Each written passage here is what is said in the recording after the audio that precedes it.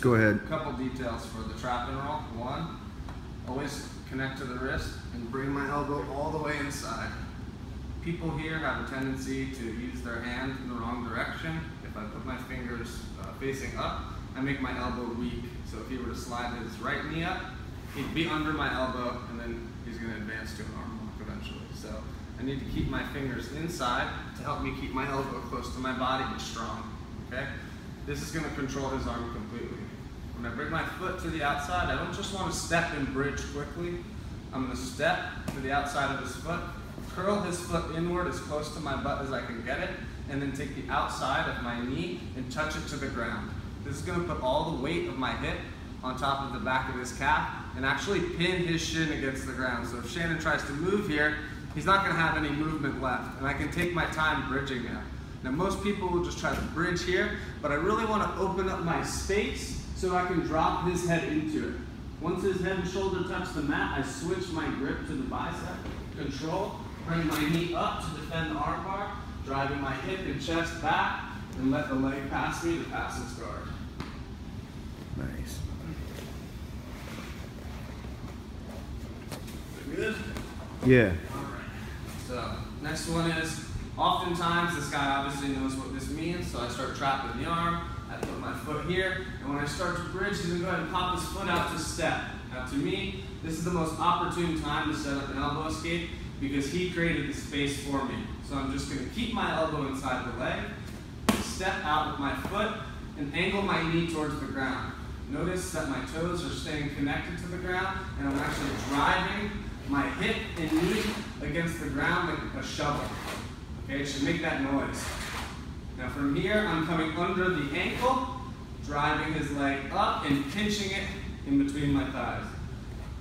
Trap over and to the ground and angle my hips towards Shannon. So if he tries to drive his weight into me, I have my hips engaged.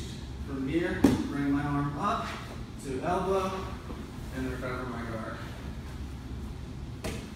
So ideally, once I get hand of the collar, trap, and you step out, boom. When I come here and I come under, I want to catch him at the ankle and drive it up and pinch. Now if I can, I'm going to try to pinch his knee all the way to the ground. You see how his hips just drop back? If his knee is floating, float your knee a little, then I'm going to start attacking his heel and making space to shrimp off his heel because he's creating that slope with his leg that gives me extra leverage to move. If I pinch his knee to the ground here, all the way down, now I can control his hips with my knee on the outside. You feel like that's kind of uncomfortable. From this position, I'm reaching across, fingers on the shoulder, elbow engaged. I come up, and now I'm just going to create distance. Here, I can recover guard, or stand up in base, and try to control his hips.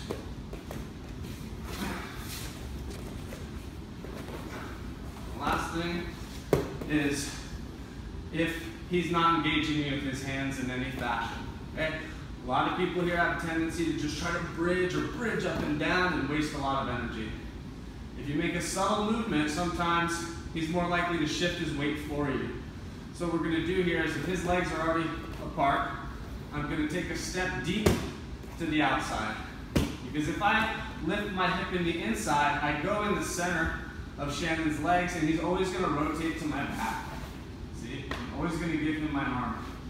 But if I step my hip bone out deep, now I'm lifting from the center of his thigh instead of the center of his hip. And from here, I'm going to get a lot of leverage to lift Shannon off his base. Now, two things are going to happen here. One, Shannon will stay with his weight on this side of my body. I'll use my inside leg, shrink back, and catch the hook. Or,